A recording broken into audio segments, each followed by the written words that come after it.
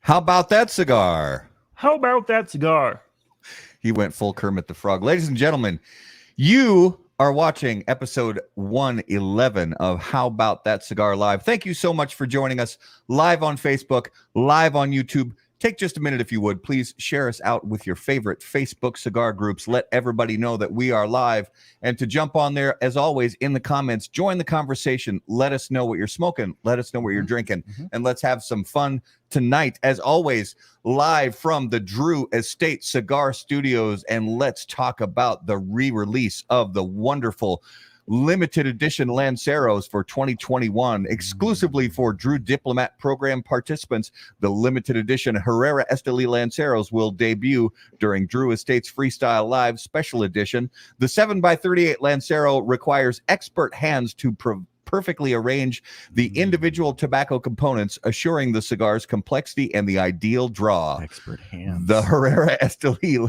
Habano Lancero is made using a flavorful Ecuadorian Habano wrapper, Honduran Habano binder, and Nicaraguan filler tobaccos, while the Herrera Esteli Connecticut Broadleaf Lancero is composed of an exceptional high priming Connecticut broadleaf wrapper that Drew Estate reserves throughout the year exclusively for this cigar. A bold Brazilian Matafina binder and rich Nicaraguan filler tobaccos. Both these Lancero blends are presented in 15-count boxes that will be available exclusively to Drew Diplomat retailers. For more info, please visit drewestate.com. So, not much going on this week. We didn't really do anything last week, did we? Oh, wait, we did. We went to a little trade show, which we're going to talk about in just a little while with our special guest of the evening. I'm a flyer. Garrett. So I fly. Tell the story here. We got to hear this. So, 43 years old. I had never taken a plane because I have vertigo, and I don't think it's me. It is. I don't know what it is, friend. Okay. So I have vertigo, and it's just it's been an unknown what air travel was going to do for me, and there's some anxiety that happens with that. And Matt and I, we've been talking about all these shows and going to Nicaragua and Dominican, and all of that is plane travel. And I was like, you know what, I am just going to try it. We're going to go to Vegas, we're going to go to TPE, and it was awesome. There's a few minutes during takeoff that's uncomfortable. I believe I yelled, "Oh shit," once. But after takeoff in the banking period, once we got in the air, it was like, it's nothing. I mean, we didn't have any bad turbulence or anything for me to experience that, but I now know that I can fly without getting sent into several hour or half a day vertigo spell. So huge win. The flight back was smoother than the flight there, actually. And I love flying. And now, the wife is like, okay, so we're going to Florida and we're going here now and we're doing all this. Pandora's box it's like wide the hell open. Yeah. So, and I'm excited to get back in a plane and do it again. So, huge win. Thank you for everybody who, gave me well wishes and their thoughts and prayers. I really appreciate it. It was fantastic. Yeah, honestly, sitting right next to you as somebody who's been flying for a long time, I other than the during takeoff when you were white knuckling the headrest of the seat in front of you, It's true. You were fine the whole time. Oh yeah, during landing. So I think you did great. And then even like our flight leaving Vegas to Minneapolis, yeah, I didn't even. There was none of that. I didn't even do the thing. There was none of that because I knew what to expect a little bit more, and I knew that there was going to be a little bit of uncomfortability. If you have, when you're driving in a car, maybe roller coasters. I can't do roller coasters, so I don't really know what that feels like. But if you're in a car and you go and you do the dip, yeah, and that feeling that you get, imagine that multiplied by 10, and that's what my body does with that kind of stuff. So huge. Well, it's good because that opens up a lot of possibilities. So many possibilities. Not just for you and your wife, but more selfishly, that means we can go to PCA and we can go to Nicaragua and Dominican Republic and Honduras and all that good stuff. So yeah. I'm being selfish with those wants. So I'm pretty sure our Minnesota Twins are getting slaughtered like 47-2 right now. I'm exaggerating, but last I checked, I think it was 11-1. They're just, I don't know what to say about the Twins. They either score 10 runs or they score 1 and get beat by 10 runs. It's just they're a mess. They've had some good moments, but overall they've really just been falling apart. But the Minnesota Wild, the overtime win. We go into heat. I was mowing the grass and trimming the lawn and stuff like that yesterday. And I got in just as I sat down, and Garrett sends me a text, said, "Are you watching this?" I said, "No, I was just about to turn it on. I was mowing the grass." And I turn it on, and it's end of regulation 0-0 in round, first game of the playoffs. And the Minnesota Wild pulled out a great win at not long into overtime. It was only a minute or two into overtime, and it was a great we win. Got a power play right away. Which we wasted. Which we totally wasted. Because Minnesota wastes power plays. Well, did you know we're ranked number 1 in power play goals? I thought that was the statistic that came up. Yep. The Wild were number 1 in power play goals. But we made up for that late in the season because early in the season we were terrible at power plays. That's true. But the Blues were number 2 in defending. Yeah. So, and their power play defense is ridiculous. Yeah. So yeah, we'll see what the playoffs bring. We're excited for the Wild. Hopefully the Twins can pull their heads out of their asses and learn how to play baseball again, but we'll see how that goes.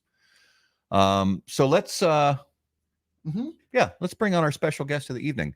As always, ladies and gentlemen, you know that special guests on How About That Cigar Live are brought to you by Corona Cigar Company and coronacigar.com, the internet's largest and easiest to use virtual cigar store. Corona Cigar Company offers you the finest handmade cigars, humidors, and cigar accessories at the absolute lowest possible price.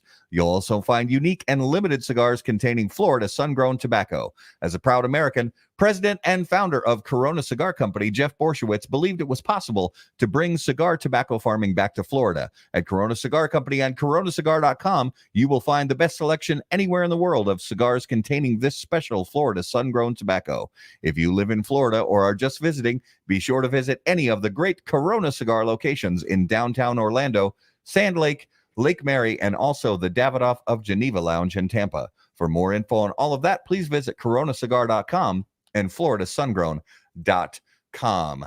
Ladies and gentlemen, without further ado, put your hands together for our special guest on episode 111 of How About That Cigar Live from Barrels and Leafs, Leo Brown. Welcome to the show. What's going on? What up? What up? What up? What is up, my brother? Man. How is life? It was so we were talking about this. We were just at the TPE show together, man. And we've met so many times online, but we finally got to meet in person. So, man, thank you for being on the show tonight. Man, of course, man. Y'all know it's always my honor to mess around with y'all, do whatever it is that we do with the cigar media business. But I just really got to say to y'all, man, the intro music, it just makes me want to just like get in a hot tub and smoke a cigar. Right? You know what I'm saying? I mean, I was in the background just jamming and everything. You know, I mean, it was a great time. It was a great time. But also, Garrett, big ups to you, man, because I know we talked about this when we were at TPE. Honored and totally understand the difficulty on getting on a plane. Man, look, I'm proud of you. I'm glad that everything worked out okay. Tell the wife, pump the brakes a little bit. Let's take it a little bit by little bit. let's let me get this one flight under the belt first, so I can feel a little bit comfortable. And Yeah. I'm just sorry to say. I mean, I know you guys know I'm from Chicago, but right now the score is 16-4, and it's in the top of the ninth. So you're saying there's a chance? yeah, because it ain't over yet. I'm gonna go ahead and call this one. I'm gonna call this one for the White Sox. It's not a twin win. I'm gonna go ahead and call it. Yeah. All right. Well, there it is. No, man, I'm definitely happy to be here with you guys, man. Always a good time. Right now, everybody can probably see I got the Padres in the background because I am from San Diego, or not from, but live in San Diego. So I got to watch my Padres and watch my White Sox all at the same time, man. But also glad to be here with you guys. Seriously, 100%. And it was a dude. You know, you guys are a little bit taller in person.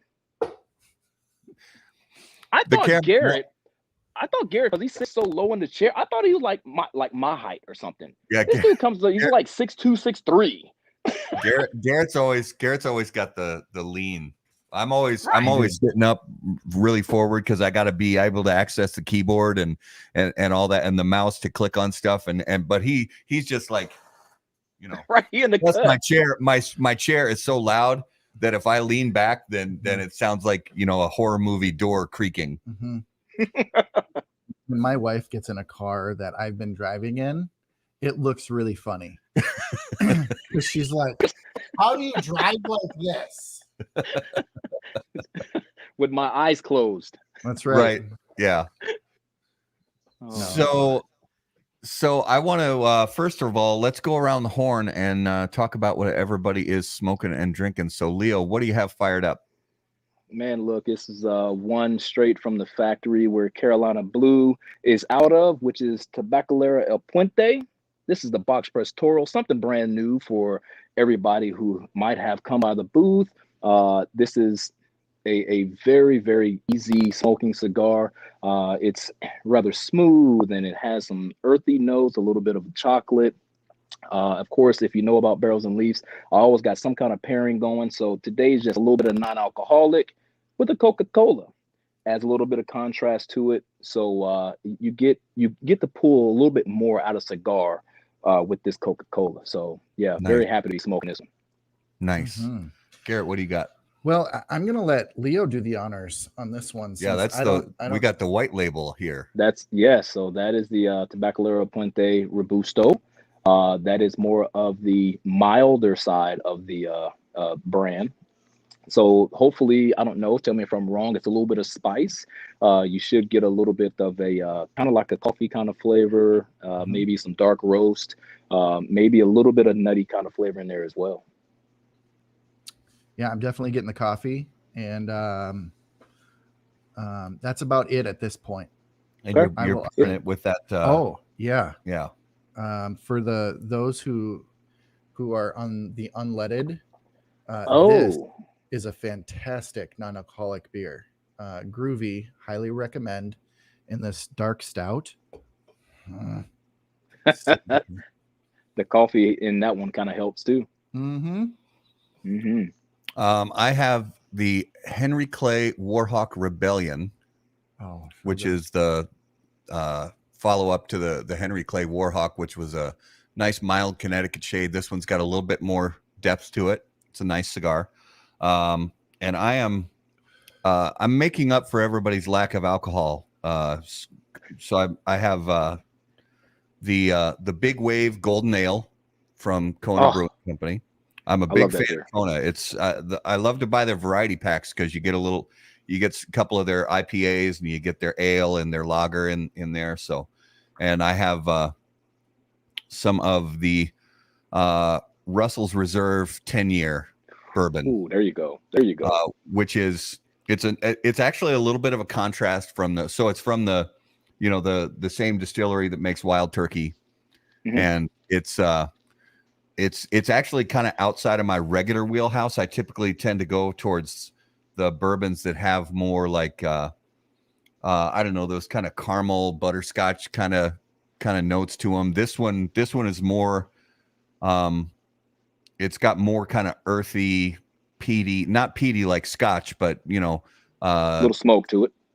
Yeah, a little smoke, a little maybe kind of earthy, floral kind of notes to it, more so than like if you get a Four Roses or something like that, that's going to have more sort of natural sweetness to it. And this one is more kind of almost leaning towards rye, where it's got a little pepperiness to it, but going well with this cigar. There you go.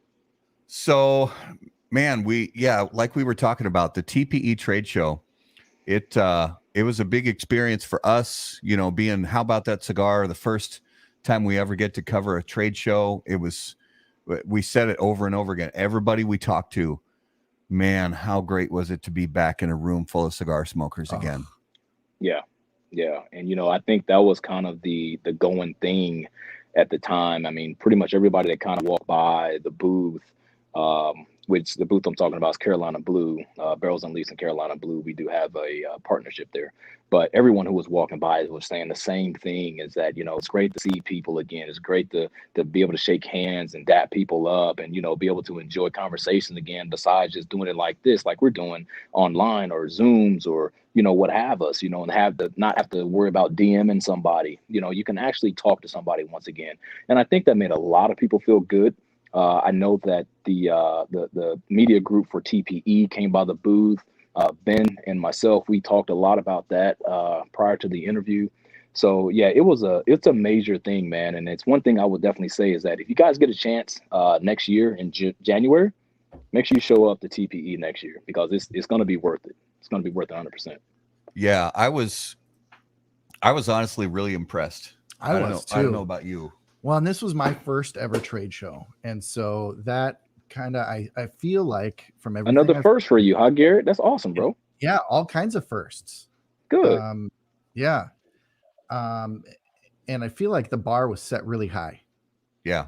Because how they took care of media, the access that we had, early access, and other than, a little snafu to get actually into the show at the beginning, it was fantastic. They had water, they had our own little lounge, they had little snacks for us. Yeah. It was. Yeah, it really was great having, for me, previously with Blind Man's Puff doing IPCPR trade shows, and we talked about this a lot, and we've even, discussed this with some people at PCA, is, there are some cues that PCA could take and learn from, having a dedicated space for media people to, grab a bottle of water and a few chairs to sit down and relax for a few minutes between interviews, grab a cookie or a bag of chips or something like that, just to recharge. It's a huge benefit, and just, taking up what would amount to, let's say, the IPCPR or the PCA trade show, it would take up the equivalent of 2 booth spaces. Just that little walled in area, it's nothing. So again, shout out to PCA. We love you guys, but if you can, figure out a way to make that happen, you'll make a lot of people happy. Yeah. And if nothing else, take that page out of the playbook. Yeah. Yeah, definitely. Yeah. TPE, I mean, they did a great job this year. I really do mean that. They did a great job. And so tell us a little bit about what you were doing at TPE. So we know that you're Barrels and Leafs, but you also do some stuff with Carolina Blue. So what were you doing there? So first off, big shout out to my man, Chris Moore, for even thinking about me, having me come to TPE with him to represent Carolina Blue. Chris, if you're out there, I think you're watching. Thank you, man. Really appreciate that. I know we talk about it all the time, talk about different things all the time, but really appreciate you trusting in me and believing in me to hold down the fort whenever you were out doing, what it is that you were doing. But no, what I do for Carolina Blues, Chris and I, we formed a great friendship, partnership, since a little bit prior to COVID. And with that, we decided that, hey, you know what, this works for me, and let's just kind of continue just do what it is that we do. So everything kind of evolved from there. We started talking to each other about what it is that I do. He was telling me everything that he does with the factory and what's going on with the blends and things like that. So we would chat back and forth, and all of a sudden things just became just kind of quite normal. We kind of formed our own normalcy during the unnormal period. So with that, built more of a friendship, more of a bond. Come to find out, we're both are veterans. He did 30 years in the Army. I did 22 in the Navy, and that bond right there in itself is also something that is unbreakable. So, we grew on that with what it is that we want to do with each other's business. From there, it was hey, man, let's start doing interviews. He would come on. Then all of a sudden it's like, hey, man, we're just going to do this together. Why not? And that's pretty much how everything started. And from there is just, hey, you know what? I love the product. I love what's going on with Carolina Blue Cigars. I love what's going on with the factory, how the factory produces the cigars and what kind of output that you get from the cigar, what everybody think about the cigar. Hey, you know what? Let me just kind of promote this a little bit more with what I do with Barrels and Leaves. So at that point, I started doing pairings for some of the cigars that he had. And from there, it's like, hey, man, this is good with this goes good with this. And it just kind of grew. And from there, we just kept doing it. And, we've done some events together as of lately. And, it's really been a ton of fun. And I really love Chris for what he's done for me.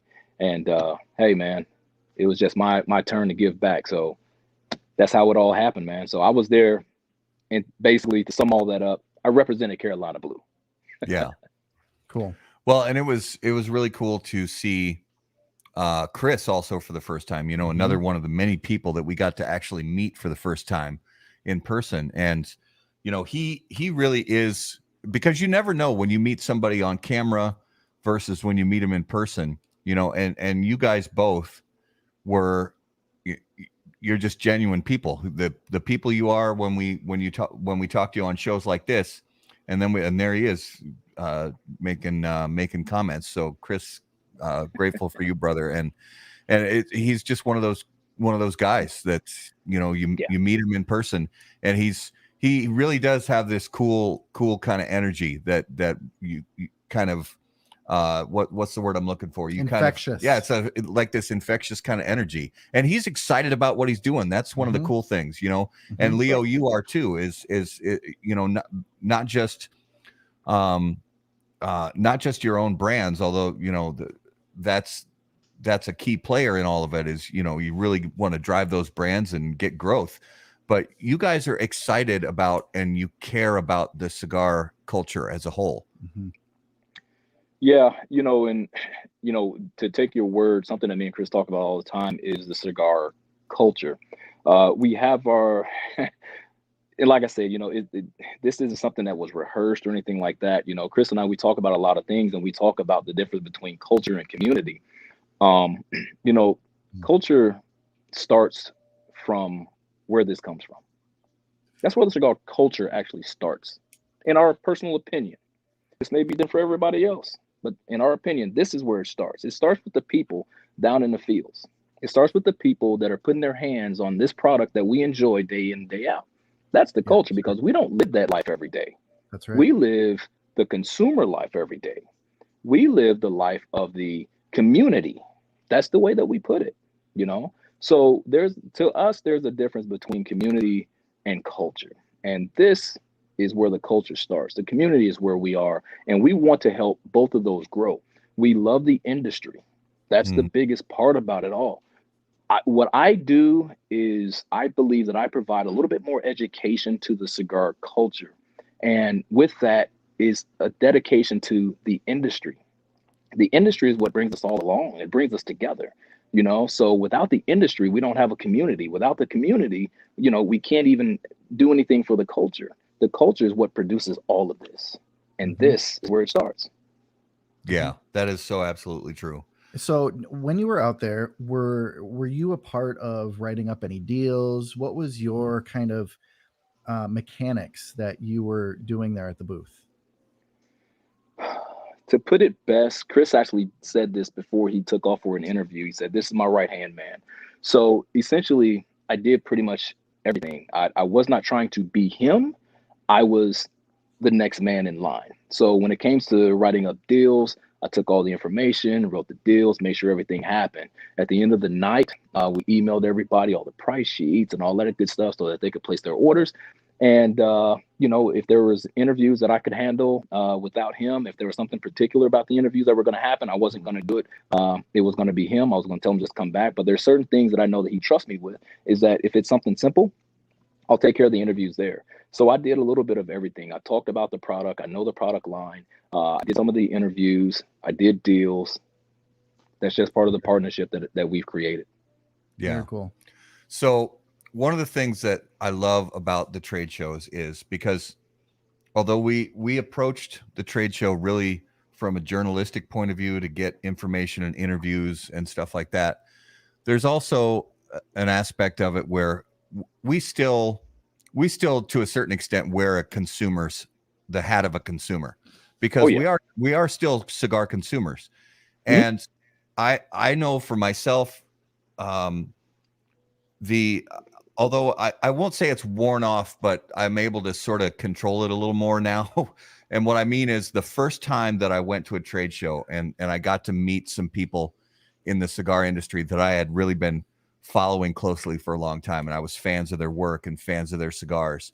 I did kind of have some moments where I was going full fanboy on a few people. Did you find yourself when you got to meet one or two people that you were just really people that you were really excited to meet for the first time at this show? At this show or any previous show? Any previous show. Yeah. So my very first trade show, I remember one of the reps, one of the brokers coming here to San Diego, and it was the first time I'd ever tried the Dunbarton Tobacco and Trust line, Steve Saka.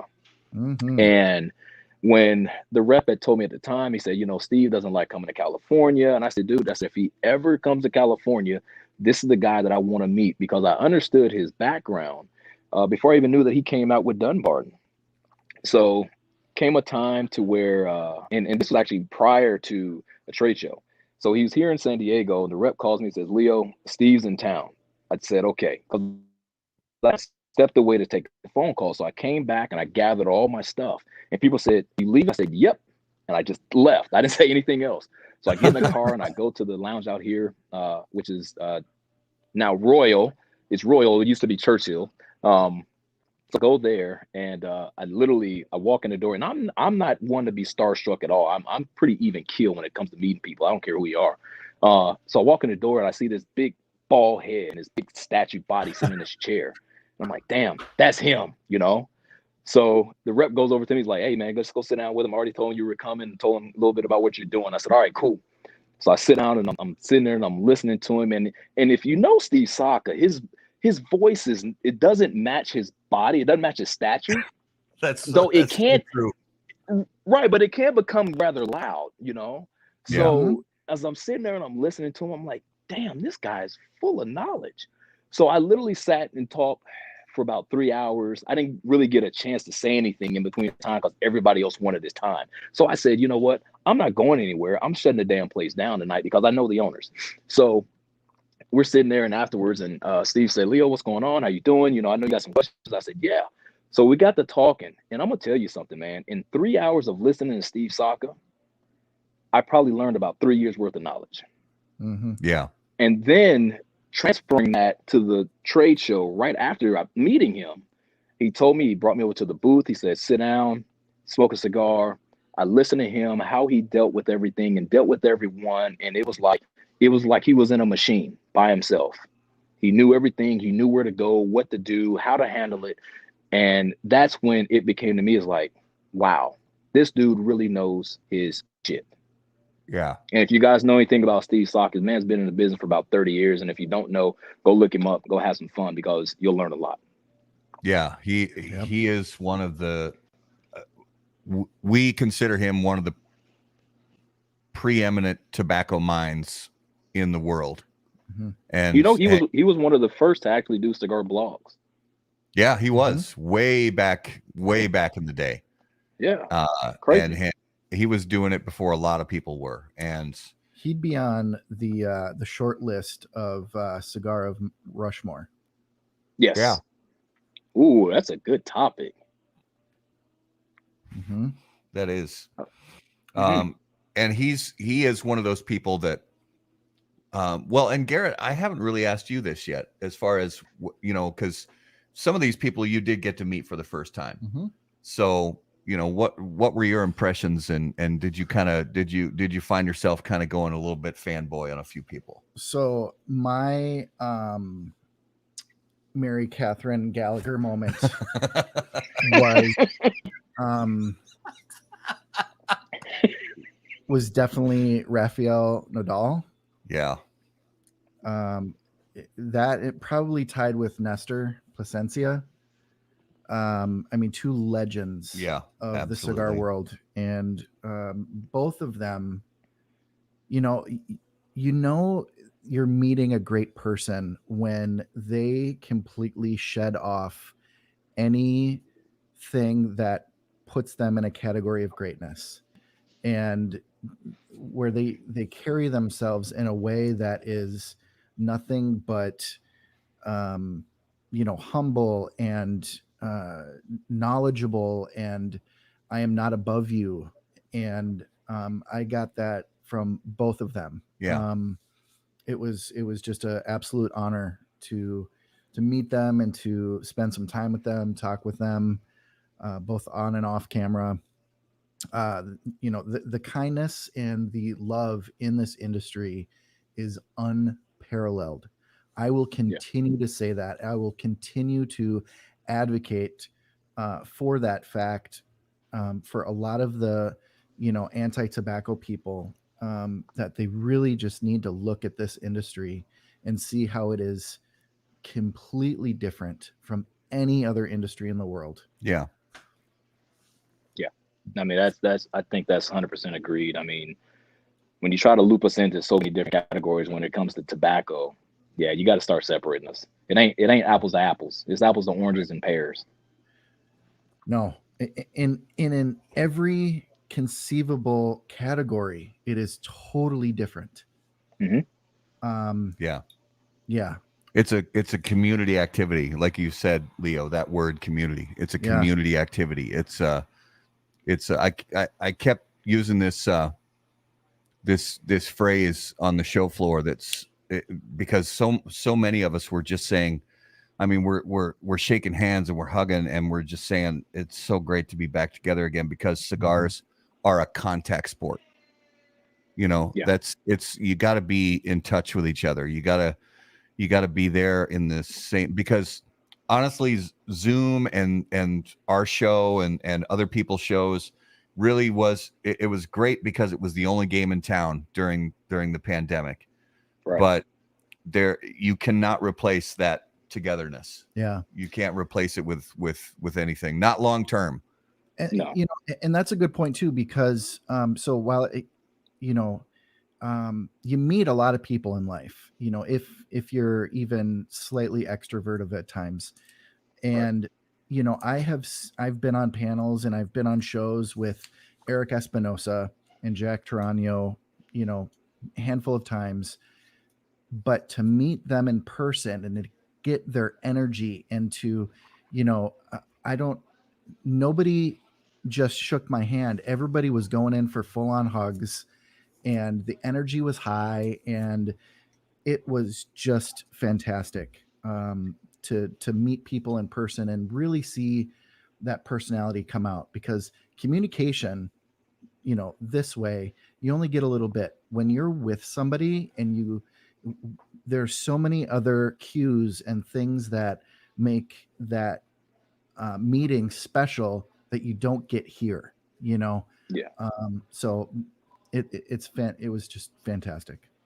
Yeah. When you get a chance to lock eyes on somebody, I mean, it means something different. And I remember, during the whole pandemic issue, a lot of companies, they just shut down. I mean, all the reps were at home, and they were working from home, and cutting all the deals and all of that stuff.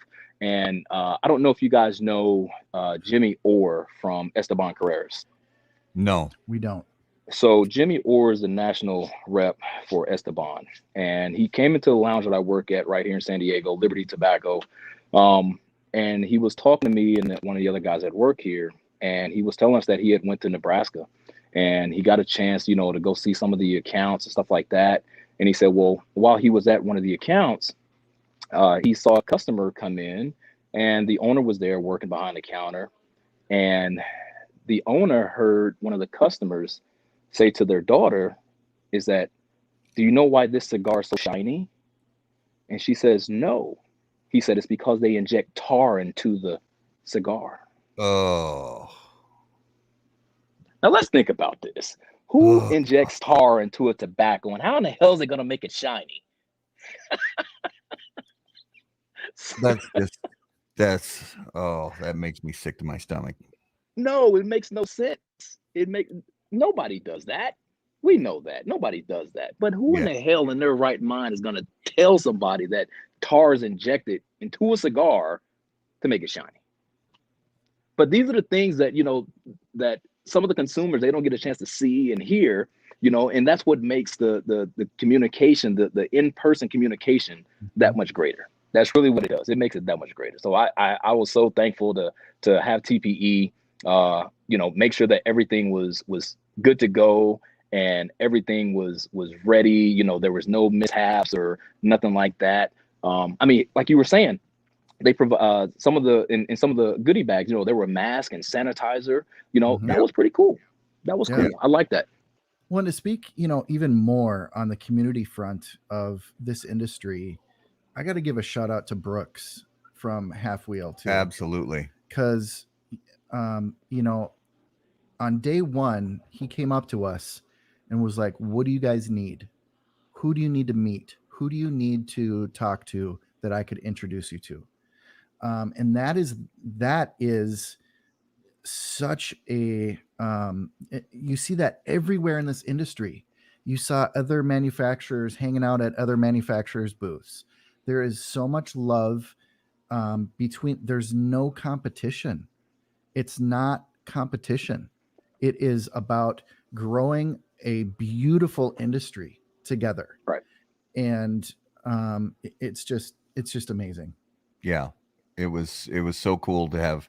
He did. Yeah. Brooks, he walked us around he took us from booth to booth saying, hey, I want to introduce you to these guys. And we even sat down in the media lounge for a few minutes, and he just said, you guys tell me who you want to meet, what you guys are hoping to accomplish, how, and basically he was saying, how can Half Wheel help you? He said, the stuff that I know about as Brooks, I'll help you with what I can. If it's something I don't know about, then Charlie would be happy to help you. And I have no doubt that Charlie would be happy to help us, because we've had him on the show before. Mm-hmm. He's been great. And, I'm not saying they're going to, give us all the, all the secrets and the keys to the recipes and all that, but they're still there to help. And the same with, guys from Dojo and Blind Man's Puff and Boston Jimmy and so many other media people. And I've heard the same stories from one manufacturer to another, whether it's, they need help with bands, or they need help with this, that, or the other thing, or distribution or something like that. I've heard so many stories of companies coming together because at the 11th hour, somebody needs something and they find a way to get it done, and they do it together. Yep. I mean, I'll also say the same thing, man. Shout out to Boston Jimmy. I talked to Jimmy when I first got started, some years ago, and he said, hey, here's some things to do, here's some things to look out for, here's some things that you can add, take away, and whatnot. So shout out to Boston Jimmy, and shout out to Rob from Boveda also for doing the interview with Chris. So look out for that too on Boveda's platform. So that should be a very interesting interview for everybody to see. And did they ever have a sweet setup? That was. Did you see that shit? That was phenomenal. I mean, for those of you who don't know, Rob Rob Gagne from Bovida does a podcast and a web show called Box Press, and he interviews big hitters from the cigar industry, and the production value that goes into it is phenomenal. He had this fantastic booth that was all balled out with leather chairs and fancy microphones, and he had Steve, who was one of the directors of Handrolled, there helping him do all the camera stuff and all this. And he's basically, from what I can tell, he's probably got a year's worth of Box Press episodes in the can waiting for release. So that's phenomenal. He brought an entire studio to TPE, basically. Yes, whole video studio. If you guys are out there on social media, I'm sure people have been we're taking pictures. When you see that, it's a lot better in person than it is in the pictures. It was incredible. Yeah. God. So give us a little bit, kind of going back to talking about Carolina Blue, with TPE this year, and what you guys, what Carolina Blue hoped to accomplish. And we talked to you a little bit about this when we did the live interview on the show floor, but there was plenty of show after we stopped by the booth to do that interview. So what was the final takeaway, and how did everything perform from a new accounts and a sales perspective for you guys at the trade show? Honestly, that's a good question, Matt. I know Chris and I haven't really had a lot of time to talk about it because we were so exhausted from the show, and I think that we talked about this prior to. I mean, we were exhausted. It seemed like we were. I didn't know if we were coming down with something or just dehydrated, exhausted, or whatnot. But it was pretty exhausting for it being both of our first time putting on the booth at TPE. However, I can say that the takeaway was actually great. The experience was great. The amount of retailers that came by. I know we did talk about it a little bit today, is that we were a little bit pissed off about our positioning at TPE, but that's something that you live and you learn from. We'll do it better next year, or in January, should I say. But yeah, the takeaway I would say is we met some good people. We met some people that we've talked to before, over the phone and through emails and stuff like that. So we got a chance to see them in person. The accounts, built some new accounts, rehindered some old accounts and stuff like that. So it was a good takeaway, I would say, overall. I don't think that we missed a beat. Chris and I are who we are. I think more people get a chance to see me with Chris versus just Chris or just dealing with Chris. Which again, I'm hugely thankful to Chris for that.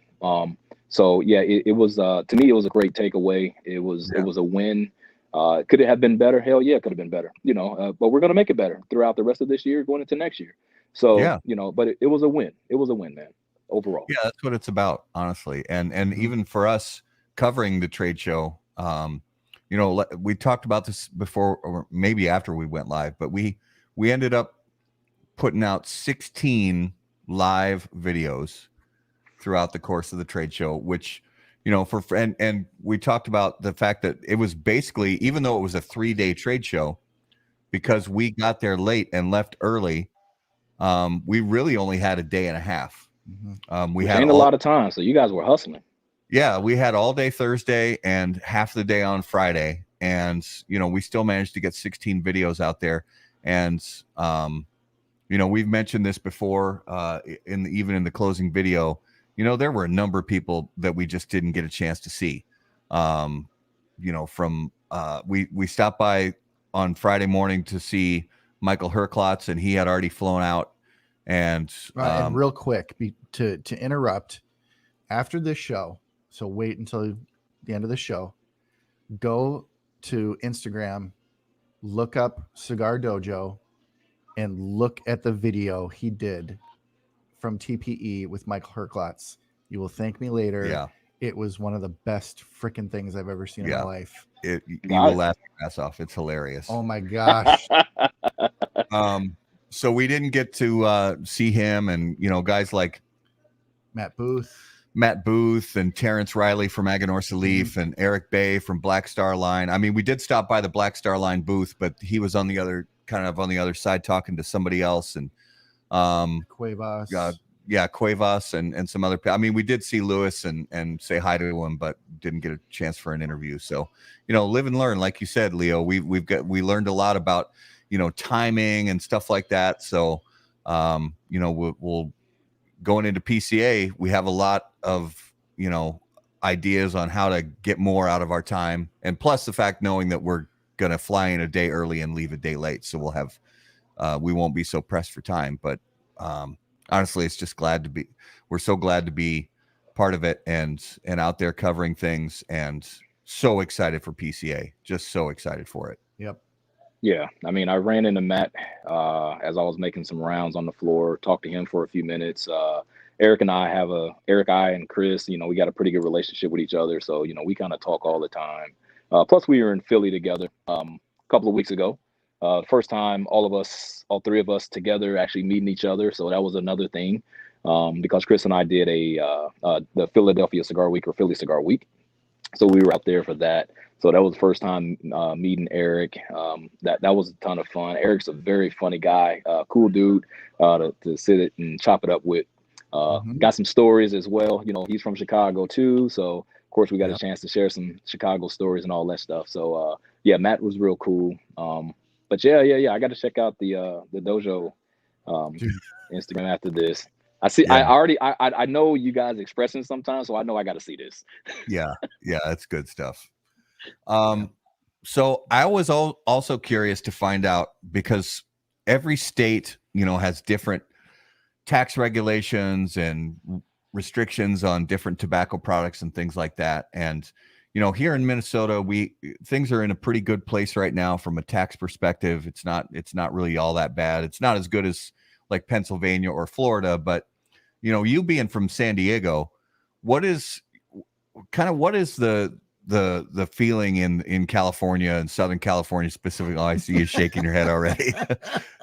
What is the tax situation like that? I mean, how easy is it to be a cigar smoker in Southern California?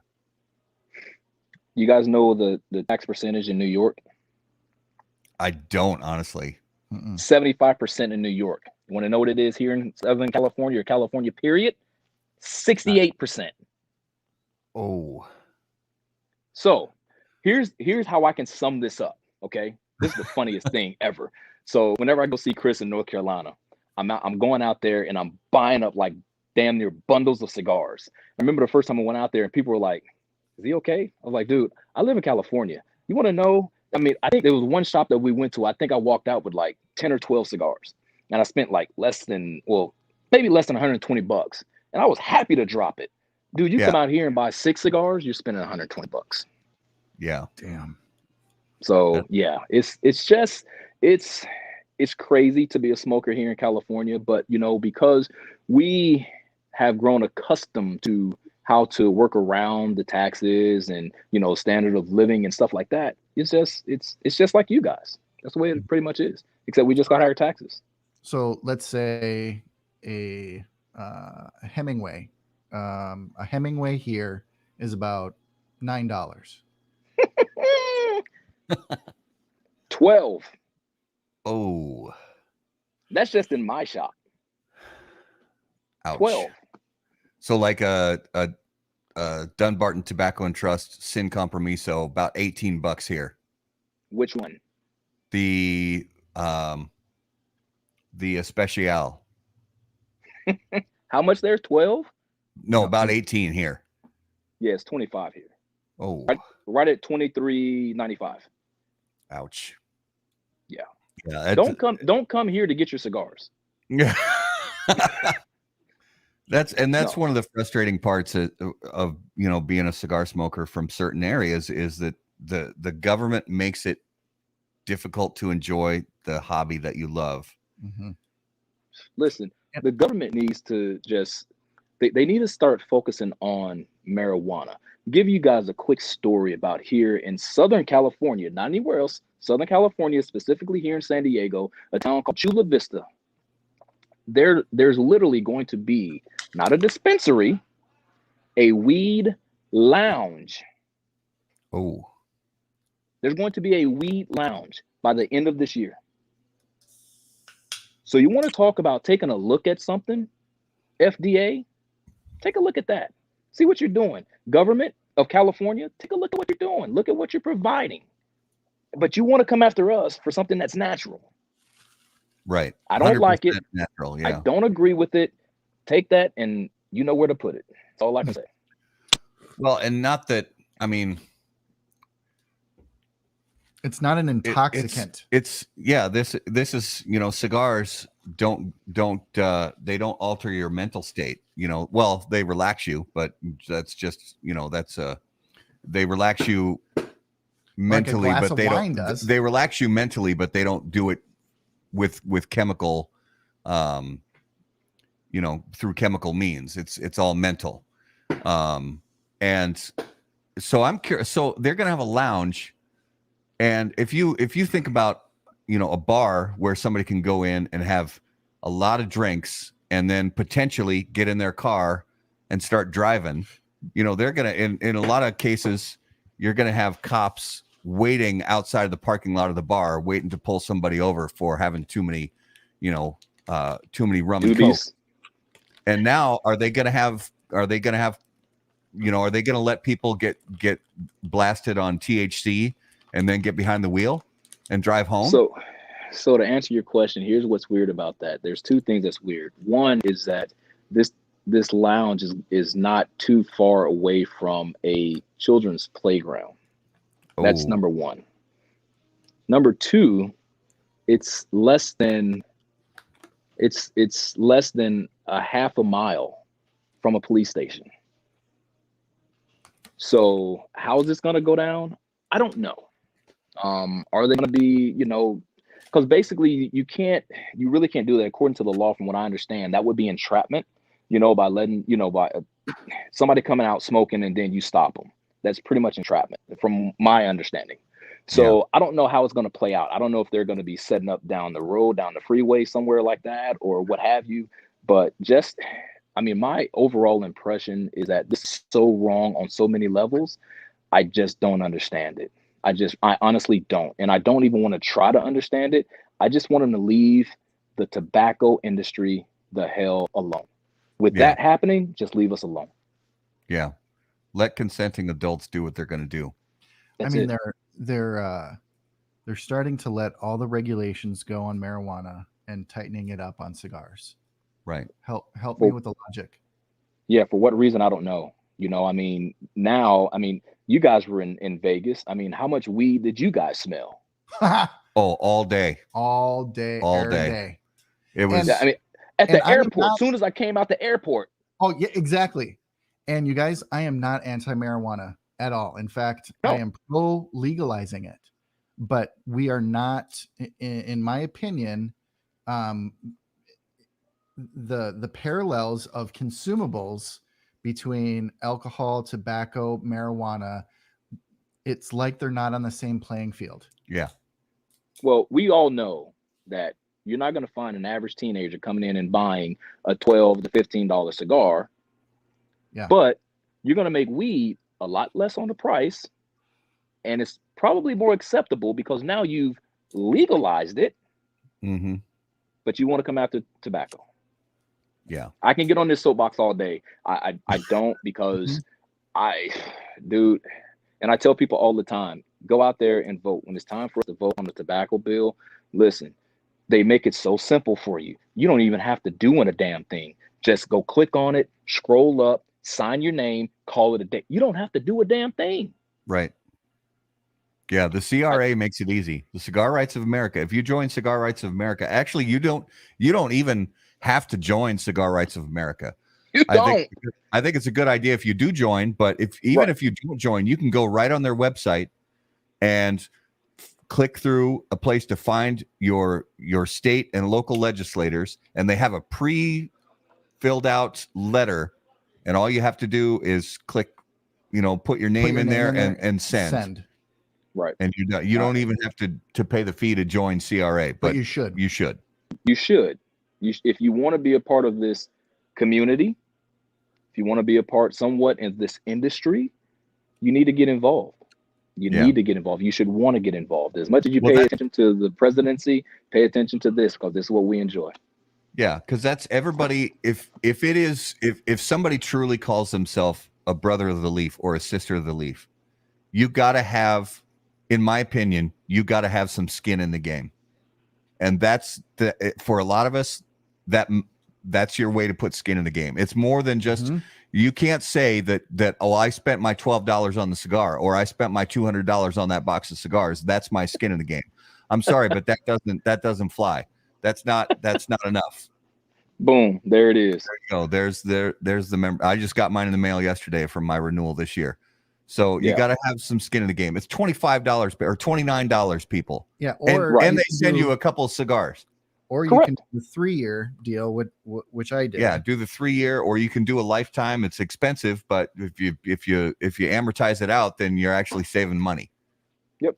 I took it to another level. And I went out and got my retail tobacconist certification. So hey, it is what it is, man. I mean, if we want this to stick around and we want this to be reasonable for us, go out and do your part, man. That's all I can say. I can't say. So I know here in the Minneapolis, St. Paul, Twin Cities area, several of the shops got together and developed this little coalition, and they spent a lot of time with legislators.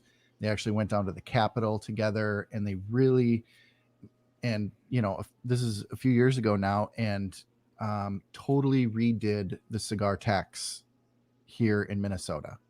Is there anything like that in California? Any cohesive thing between shop owners? This was tried years ago, Garrett. I mean, it was tried years ago. The lounge I work at, Liberty Tobacco, this is one of the oldest cigar lounges in the San Diego County area. Been here 45 years. The owner, Charles Hennigan, he was one of the people that tried to bring all the lounges together and actually fight the fight here in Sacramento. By him doing that, he caused a lot of heat on himself. And what I mean by that is that now the state started looking at him and started scrubbing every single receipt that he ever produced.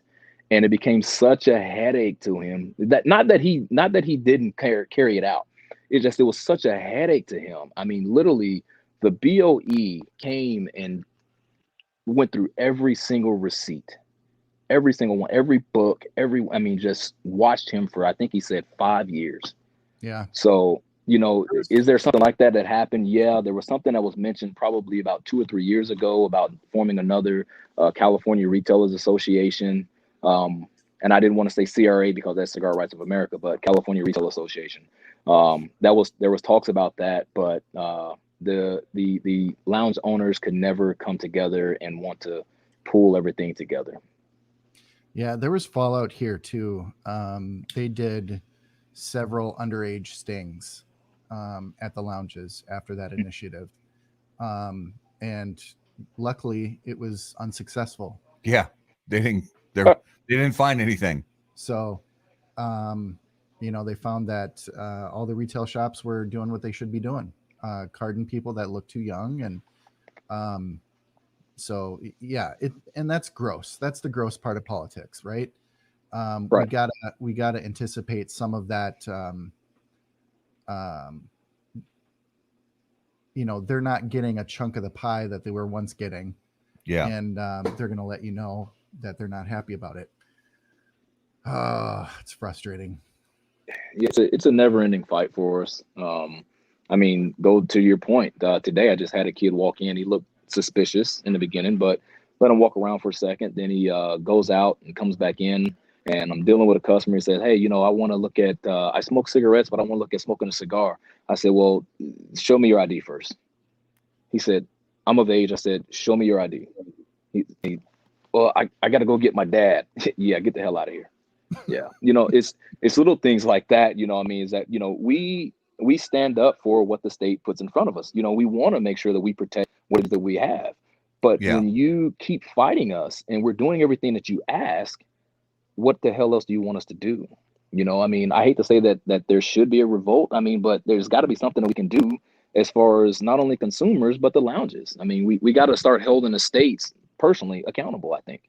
Yeah. Well, and the experience you had today with that kid, that is really rare, and you know that is it's rare, because in most cases, if you've got a kid who's 17, or I mean now it's tobacco 21, so if you've got a kid who's 19 or 20, there it is so rare that they're going into a premium tobacco store looking to buy a Romeo and Julieta or an Undercrown. They're going to 7-Eleven to get a box of Black and Milds. That's what they're doing. Exactly. Yep.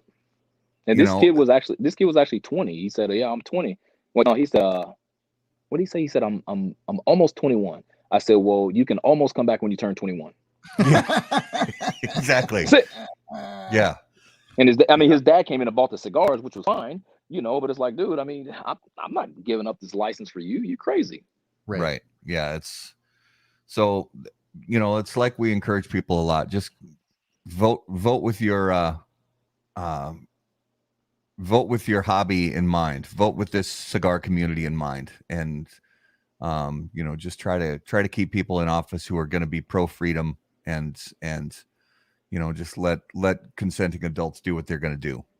Well, I got a huge, you just got smoked, which is what I use on behind the brand, to Dianne Feinstein. She is one of the evilest women that I've ever met when it comes to the tobacco industry. I mean, I have ridden her personally 8 times within the past 3 years. And every time I get this automated response. Mm-hmm. And every time I write back and I say, "I don't like you, but thank you." Yeah. And that's all we can do for the most part. Yeah. Kindness will hopefully kindness will help along the way. But it usually comes down to lawyers in a room, lawyers who bill at a very high rate. But when I remember when I was part of a gun club, and the nobody lobbied like the NRA, which I was on record saying I'm not a fan of anymore. But when I belonged to this gun club, the NRA would come along and they would have a what did they call it? It was like a representative day where they would have all the the senators and congressmen and women come and have a day out at the range. They would pay for all of these legislators to come out and have this fun day at the range and say, "Aren't guns great?" And what are we supposed to invite them out for a smoke at the lounge? So yes, I think that's not gonna happen. Well, Walter Mondale used to go up to Stogie's on Grand and have cigars, and until he got too old to do that. But and other governors and other politicians would come into that iconic lounge. But I don't think that's outside of what we should be doing. That, and having a viewing of the the movie Hand Rolled, and talking about the cigar industry and making it more personal and separating it from this bad word tobacco. Anything that is tobacco in the lexicon of our culture today, our world today, is all negative. It's all bad, with the exception of the cigar. Yeah. And we've said this a million times, we don't want kids smoking cigarettes. We don't want kids smoking Black and Milds. We don't want kids smoking premium hand-rolled cigars. Mm-mm. We want consenting adults enjoying products that they choose to enjoy. But this all gets lumped in to the same thing. And I've said it a million times. These are not a danger to children. And they get lumped in with other tobacco products, saying that, well, if it contains the word tobacco, that means it's a danger to children. And they'll do anything they can to,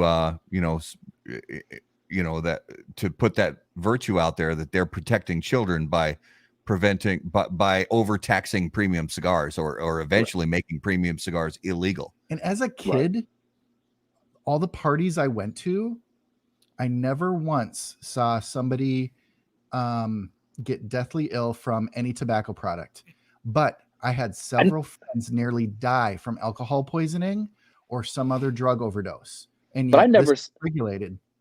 I never saw a kid pull out a damn cigar at a Right. party. It was always a cigarette. Right. Yeah. You know, I mean, when we talk about, you know, to your point, Matt, is, you know, we're talking about consenting adults. I think that it should not only be consenting adults, but educated adults. Yeah. Which is what we do whenever we have our shows or broadcasts every week. We're educating people.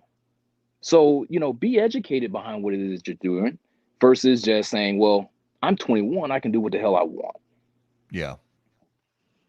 It's kind of like, you know, consenting to sex. Yeah. Yeah. Be educated too, because you need to protect yourself. That's right. That's exactly well, maybe right. you don't want to. I get it.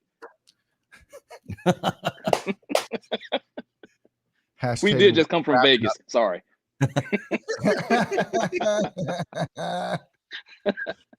So is it? Okay, yeah. You think it's time? Yeah, I think it's time. All right. It is now time for this week's Numero de los Muertos. And as always, Numero de los Muertos is brought to us by our friends at Smoke Inn. Take just a second and watch this spot about Smoke Inn's Cigar of the Month program.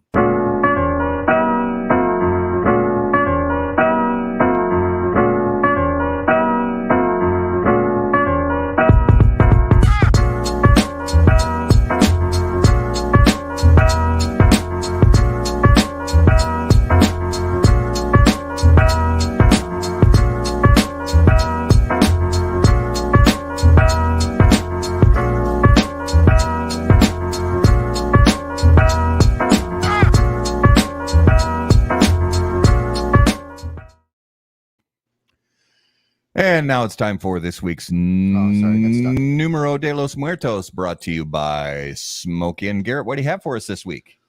All right. This week, the number comes to us from North America. And that number is a 5-year average, which Matt helped me out with earlier, but didn't realize what we were doing. And the number is 260 people on average die every year from this.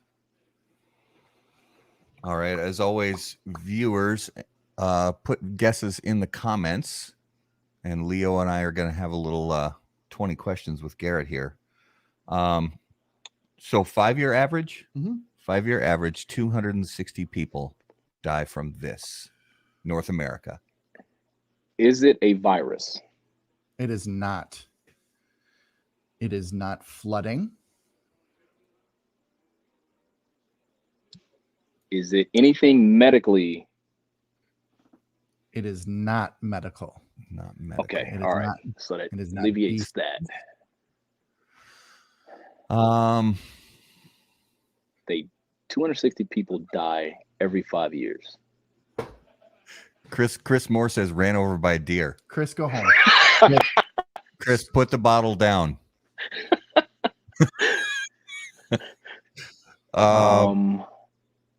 Is it? Yeah, go ahead. Cara Coleman. Somebody got it right up. Kara, sorry. Kara, that's my Plane girl. crash. Cigar Sensualista. Congratulations to you. Smart girl. That's why I like her. Wow. That's an early guess. That's good. That's good. I like that. So I thought I would go on my plane flying theme and I didn't even think about that. do plane crashes. I didn't think about. He usually tries to tie it in somehow to current events or whatever, but that's a good one. Plane crashes. So on average, in the last 5 years. 5 years. That's a 5-year average. 260 people per year in North America. So question about that then. Mm-hmm. 260 people die from plane crashes. Mm-hmm. So these are ones that we actually don't hear about then. Yeah, and here's the interesting thing. So in the last 5 years in the U.S., none of those numbers are commercial flights. That's what I was just in here thinking. Yeah, it got to be private. Yeah. So small private aircraft. Correct. Yeah. Yeah. So these are all the ones. So 5 years. So I think about Hillary Clinton. Okay, cool. Got it.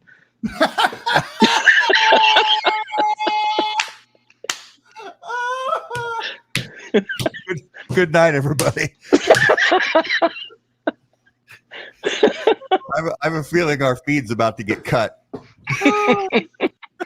Sorry, man. If I cut you guys off, sorry. Hey, you know what? First thing comes to mind. Sorry. That was beautiful. This segment is now brought to you by the RNC and Leo.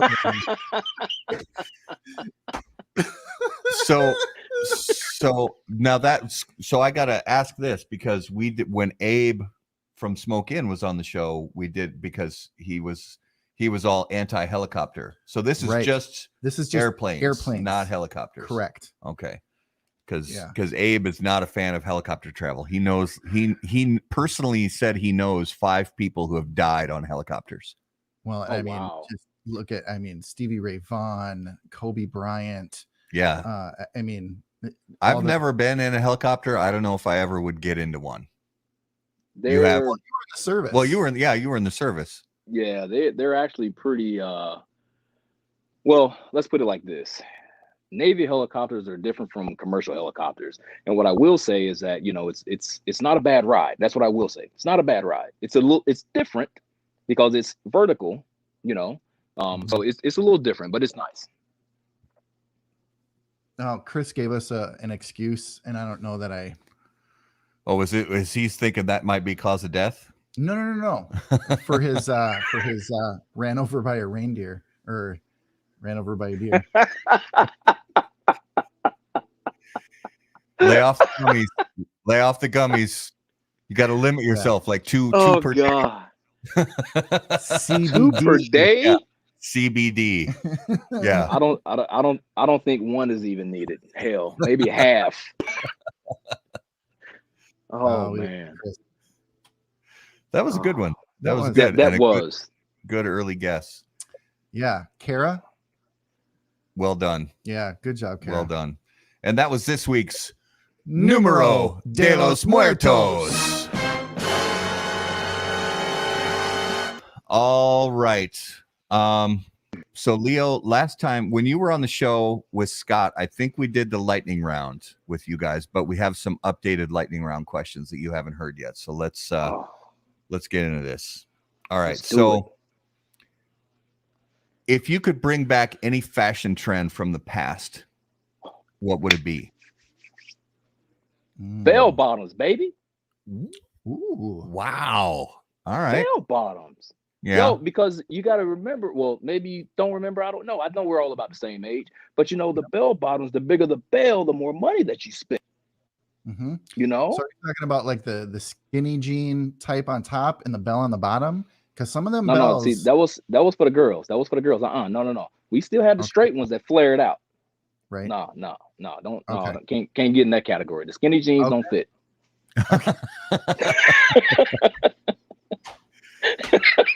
There is nothing in my wardrobe that you could use the word skinny to describe. Amen. Hey, speaking of which, both of you guys are good size, good height, and I'm like, damn, these guys are okay, different than what I see here.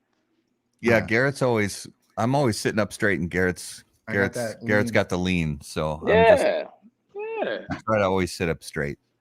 But I usually over time you'll see me kind of slowly go like this, and then I got to catch myself and sit back up again, and then slowly go like this. Well, is that after the drinks? Maybe. I think it goes back to my car in high school was a Plymouth Sundance, and it had a tape player. And the first tape I ever played in there was Run DMC Tougher Than Leather. Oh. And you can't play that tape with your seat upright. No, you can't. And it never came back forward. And that's the way my seat is ever since. And that's the way you drive now. It is. It is. Well, Leo, what was your first car? My first car was the Oldsmobile Cutlass Supreme, 2-door, brown in color, brown mag wheels, brown interior. Why? Because my last name is Brown.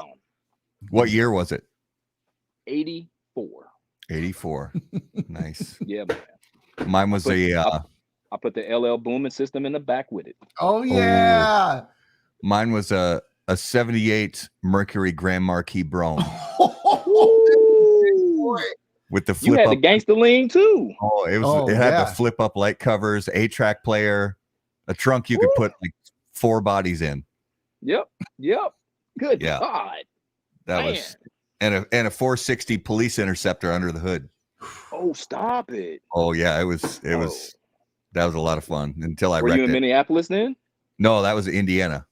Oh God. Yeah, I can Yeah. see the streets being torn up then. Yeah, it was Mhm. that was a good car. All right, so Leo, who was your number one childhood or teenage celebrity crush? Childhood or teenage celebrity crush. Oh, shit, I can't think of her name. She's modeling but not modeling. Tara Banks. That's what it was. Oh, Listen, back then it was hard to I was find a on that black train. model, the best thing that we had was Miss USA being Vanessa Williams. But yeah, Tara Naomi Banks, that Campbell? was You had Tyra Banks, Naomi. you had Naomi Campbell. Yeah, but Naomi Campbell's crazy. I'm sorry, but Is she crazy cuckoo? Hey, sometimes crazy is fun. The key word there is sometimes. But yeah, Tyra was my girl, man. I mean, that was it, yeah, teenage time, yeah, Tyra Banks. all right. I like it. If you could add, and we talked about this a little bit already, but if you could add any person's face to Mount Rushmore, who would it be? And it could be anybody. Beyond what I already said with Saka. Yeah. Mhm. Not a cigar. Yeah, Not a you would cigar. actually add them to the 4 that are already there. Oh, damn, that's a tough one, bro. Wow. I mean, if I really got to look at it, I would have to say probably my idol back when I was in high school was Malcolm X. I was just gonna do this. Yeah, I mean, if you notice, I've been doing that throughout the show. I mean, Yeah. when I was reading all of the books, from Alex Haley, and on the cover of the Malcolm X book, it was him like this. I mean, when you see it in the movies, and I just picked that up, after doing all the research on Malcolm X and all the pictures you see, you always see that one picture, and that's honestly why I do this. So I would have to say Malcolm X, man. I like James Brown too. That's a good one. James Brown, humbly deep. I like that. All right, let's get into this week's notable smokables. And as always, guys, notable smokables brought to us by Ace Prime. Ace Prime Cigars, notable cigars, notable passion, notable purpose. So, Leo, every week we talk about a cigar we smoked recently that was interesting to us. It could be a cigar that's been on the market for years that we just revisited for the first time in a long time, or something brand new to the market that we got to try out for the first time. So, what did you smoke recently that really kind of stuck in your mind? Okay, so I'm just gonna exclude Carolina Blue. All right, so we'll let that go. But that really kind of blew my mind, or just revisited. God, if I dig deep, you know what? Honestly, the HVC, the new one is the from Liga. I mean, not Liga, but Pravada Club. The hot chocolate cake. Yeah. That one actually surprised me, because I was expecting a little bit more of an earthy cigar, but it had some remnants of some sweetness. I would say probably some dark chocolate. It also had that roasted coffee. It also had a little bit of floral on a retro as well, and it also had some spice on the retro. So that's one that I could say surprised me, because it was not what I was expecting. Yeah. It really wasn't. Nice. And That's to be able always to have that fun. here at the shop, that was. I mean, we sold out in probably 2 days, I think. Yeah. Yeah. HVC is good stuff. Definitely. Yeah. All right, so mine I would like to bring up in a conversation as well, because we got just a pack of cigars from Stallone, And I smoked the cigar last night. So he's introducing the cigar, and the people, his sales director said we should probably change the name, and it's called the Negro, and they are going to end up changing the name. yeah, they are changing the name, and the They reason this sounds like some real political shit. So I'm sorry. I hope we're not out of bounds sharing this on the show, but they basically got some heat from some retailers saying you got to change the name of this cigar. I can't carry this in my shop because Retailers. Yeah, it's retailers got the word, of all people. And as far as I know, it was retailers, and they said I can't carry the cigar in my shop because it has the word Negro on the band. So they're gonna start taking off the Modelo Negro. We're gonna start going off. I mean, this sounds similar. I'm not sure if you guys heard, but this sounds very similar to the real estate game. You cannot say master bedroom anymore. Right. Oh, right. Right. Yeah. So we were surprised. And they made the decision to go ahead and change the name of the cigar. I don't fault them for changing the name of the cigar because they've got to run a business at the end of the day. Yep. So, big ups to them. They're making a business decision, and we respect it. And Tony Barrios is a great dude who truly has a drive and a passion for the cigar community. So, and in fact, we're telling his story a little bit, but Carl Malone was in his booth on Thursday, and he said, he was mad at Tony for changing the name. He was like, it's ridiculous. He was like, I told all my friends here, I'm gonna give all my friends the Negro cigar, and it was so. I think this is one of those cases where ignorance on a lot of sides is starting to drive certain things that just don't make sense. The word means black in Spanish. Plain as day. Spanish word for black. It's a dark ass cigar. It's not a disrespectful word. It's not. It's the word negro. It means black. So right. It's not negro. Yeah. Right. Yeah. But again, we don't fault Tony or his team for changing the name. They made a business decision, and the cigars they're coming out with are really, really good quality products. So, hats off to them.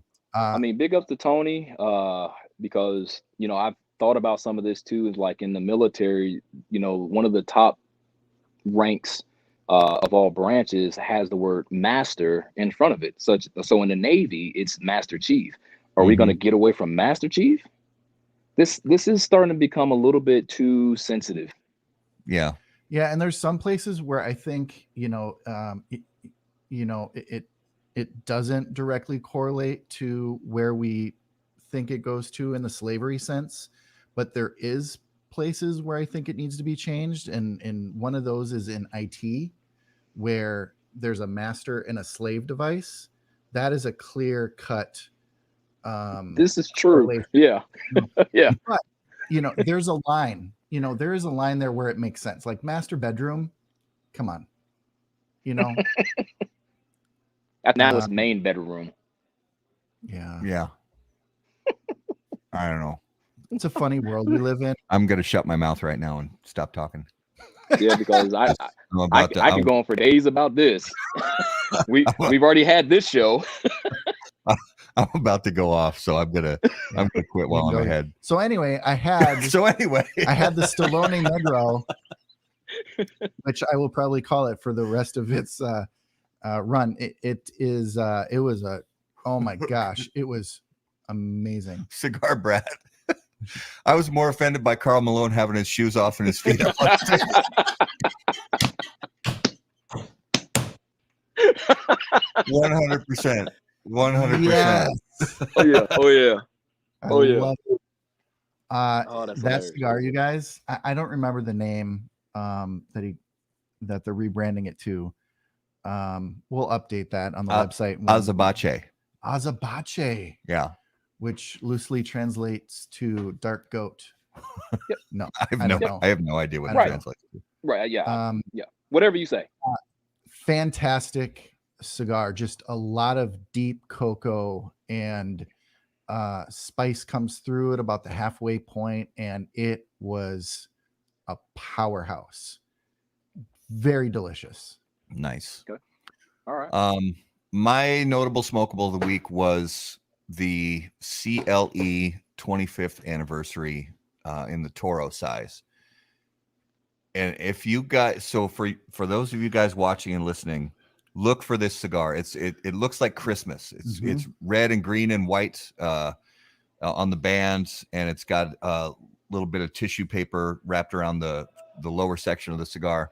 Find that cigar, in my opinion, because it was one of the better cigars I'd say I've had in the last couple of years. It hit so many different points for me. It had a lot of different transitions, as the way they arrange the leaves in the cigar when they roll it, and I was getting stuff from like graham crackers and baking spices and leather and aromas, and the retrohale had this awesome like brown sugar kind of funkiness going on, even with a little bit of like, that mustiness, that you get. And so I highly recommend that cigar. We're going to be reviewing that one soon, because after smoking a couple of them, I'm like, we have to sit down and actually review that one because it's so solid. So definitely check that one out. Man, I got a question for you guys. I mean, we all three of us have sat here and basically said the same kind of things whenever we're describing the cigars. How do you really feel about people giving descriptions of cigars as far as like nutmeg and leather and things like that whenever they're reviewing cigars, whenever we're reviewing cigars? How do you guys truly feel about that? I think it's subjective. I think everybody, so the way I describe it is, when I'm smoking a cigar, I don't actually taste nutmeg and baking spices and leather, and I don't actually smell black pepper and that kind of thing. It's just, there are things that are coming into my palate and through my nose that remind me of those characteristics. It could be like, I get notes that remind me of espresso, or I get notes that remind me of dark chocolate, or I get notes that remind me of whatever. And I learned through watching this a wine sommelier on YouTube, who basically said, when you're tasting wine, no matter how weird it sounds, write it down. What if you smell it or taste it, no matter how stupid or off the wall or weird it sounds, just write it down. Now, when we review cigars on the website, we don't necessarily put all that in the review, but we try to put the basics in there. But yeah, I've tasted or smelled some things on cigars that I sit back and you take a puff and you look at the cigar and you're like, what? Right. Yeah. How did I just taste that or smell that? That makes no sense whatsoever, but it came to mind. So I write it down.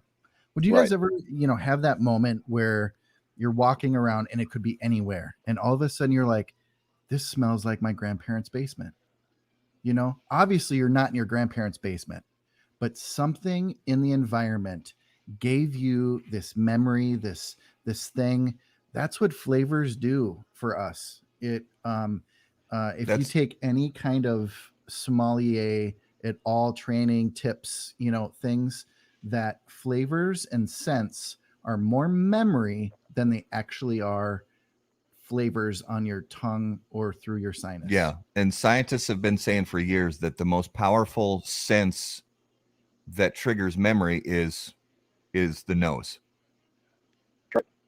So, and for me, this is a weird one. Whenever I smell diesel fumes, it takes me back to my drum corps days, because you're in the parking lot after drum corps shows and there's all the buses and the semis around, and you're constantly surrounded by diesel fumes. That's what my head goes back to every time I smell diesel fumes from a big rig or a bus. That's what I go back to in my mind. When I smell diesel fumes, I think about the Navy and every young seaman I wanted to choke and throw overboard. So that was this week's Notable Smokables, brought to you by Ace Prime, improving lives through fine cigars. Visit aceprime.com to learn more. So, to give our viewers an idea of some stuff we have coming up soon, we actually have to we have an interview in the works with Indiana Ortez, who is now with Mombacho Cigars, and she, like we said before, she is one of the rising stars in the cigar industry, and we're excited to talk to her. We had to reschedule some things because obviously with them basically reinventing Mombacho right now, they're really busy. So we're completely respectful of that. We're working on getting that interview rescheduled, and we have some great other things coming up in the near future as well. Leo, give all our viewers and listeners an idea of the best place where they can keep up with everything you have going on social media. Barrels and Leafs all over social media, no matter where you look: Facebook, Instagram, Snapchat, Twitter. It's just at Barrels and Leafs wherever you go. You can also make sure that you guys catch up with B&L Behind the Brand. That is the weekly talk show every Saturday, 11 a.m. Pacific Standard Time, 2 p.m. Eastern Standard Time. And don't forget, shop CarolinaBlue.com for your Carolina Blue cigars, man. Absolutely. Well, Leo, man, thank you so much for being on the show with us tonight. We were grateful to catch up with you finally and meet you in person at TPE.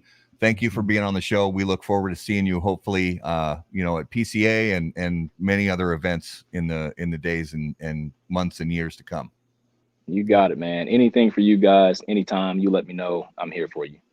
Thank you. Thanks, my man. Thank you. For our viewers and listeners, thanks as always for watching and listening. If you're listening on the audio podcast, wherever you listen to audio podcasts, thank you so much. Take just a minute, make sure to subscribe to the audio podcast so you don't miss any episodes.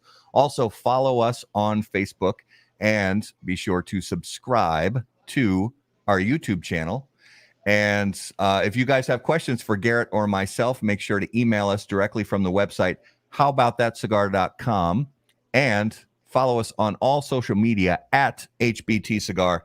And as always, until we see you guys next time, burn cigars, Not bridges. See you guys. Thanks, everybody.